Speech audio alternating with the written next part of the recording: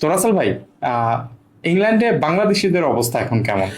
Actually বাংলাদেশিদের অবস্থান আছে মোটামুটি। আমরা যেরকম জানি যে সিলেট বলতে London, G. But it is absolutely রং। আচ্ছা। কারণ ইংল্যান্ডের ভিতরে, শুধু ইংল্যান্ড না, ওয়ার্ল্ডের অনেকগুলি সিটির ভিতরে লন্ডন একটা অনেক বড় সিটি। জি। আমরা জানা আমাদের 40 মাইলের উপরে এটার পরিধি। জি। আর বাঙালি যারা আছে সিলেটি বংশোদ্ভূত বাঙালি কিংবা অন্যান্য ডিস্ট্রিক্টের বাঙালি, জি। তারা একটা ক্ষুদ্র জায়গায় থাকে যেটা নাম হলো Brick Lane, Whitechapel, Bethnal Green. আচ্ছা। এটা একটা শস্য দানার মতো জায়গা। আচ্ছা আচ্ছা। ঠিক আছে, ওইখানে থাকে। কিন্তু আমাদের ধারণাটা কি যে লন্ডন বলতেই সিলেটি লোক, সিলেটের অনেক মানুষ। হ্যাঁ অনেক মানুষ, অনেকই না, এটা Absolutely অ্যাবসলিউটলি রং, wrong. অ্যাবসলিউটলি রং। আচ্ছা। ওই এলাকাটা লন্ডনের অন্যান্য জায়গা থেকে জি। অনেক অনুন্নত। কারণ আচ্ছা। ওইখানে যারা থাকে মোর দেন 80% তোমার বেনিফিটে চলে। Do you know what about the benefit? হ্যাঁ হ্যাঁ, আমি জানি। আচ্ছা, জি। তারা কাউন্সিল হাউসে থাকবে। জি। সরকারি ব্যবস্থাপনায় চলে। হ্যাঁ, চলে। জি।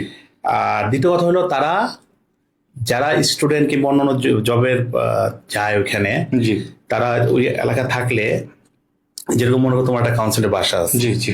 এটা শুধু তোমার জন্য গভর্নমেন্ট দিছে, তুমি দুস্থ, আচ্ছা। যেটাকে আমরা বলি এক হিসাবে গরিব টাইপের লোক, হ্যাঁ হ্যাঁ হ্যাঁ। যে তোমার কোনো চাকরি নাই, you don't have any job, জি। So government provide your accommodation. Okay. তো এখানে করে কি, ওই যে তুমি পাইছো বাড়িটা, জি। সেখানে করবা কি 3 বেডরুম বাসার ভিতরে, 1 বেডরুমে তুমি তোমার পুরো ছেলে মেয়ে থাকবা, জি। 2 বেডরুম তুমি ইলিগাল ভাবে ভাড়া দিবা।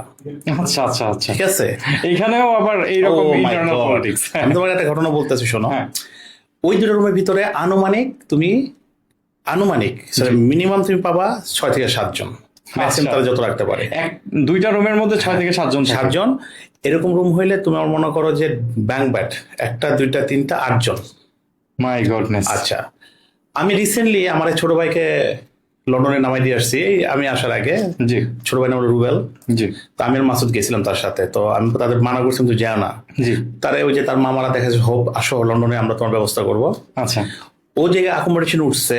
অ্যাকোমোডেশনটা 4টা বেডরুমের ফ্ল্যাট, আচ্ছা। একটা বাথরুম, একটা কিচেন।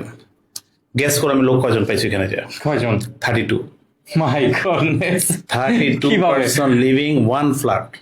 কিভাবে? আমি যখন রুমের ভিতরে ঢুকছি আর সিটটা দেখার জন্য, বাকি যারা মুভ করতেছে তাদের মনে করো যে হাতের বাড়ি নাকের বাড়ি আমাদের খাওয়া লাগছে।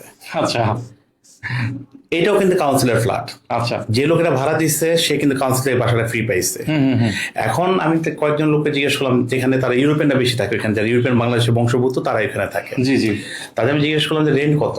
তারা বললো যে প্রতি বেডে তারা 300 পাউন্ড করে দিতেছে।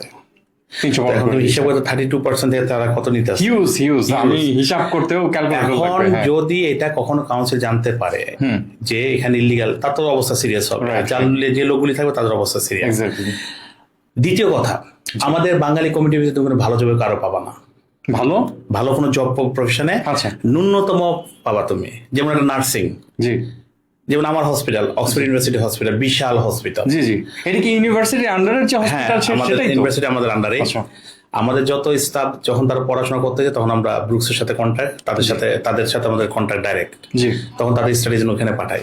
জি তুমি যদি পুরো হসপিটাল রাউন্ড দাও, জি। ডাক্তার পাবা দুজন বাংলাদেশি ডাক্তার পাবা। আচ্ছা আজাদ ভাই আছে একজন, উনি মেডিসিনে। আর আছে সেলিম রেজা, যে আমাদের স্ট্রোক ইউনিটের নতুন রিসেন্টলি জয়েন করছে বাংলাদেশে যে। জি। আর সিনিয়র ক্যারিয়ার হিসেবে আমি আছি একজন বাংলাদেশের বংশোদ্ভূত ব্রিটিশ। আর 80% ফিলিপিনো আর ইন্ডিয়ান কেরালা। জি জি জি। ক্যারেন নার্স বলো, even my wife from Kerala. আচ্ছা বাই দ্য ওয়ে, আচ্ছা আচ্ছা।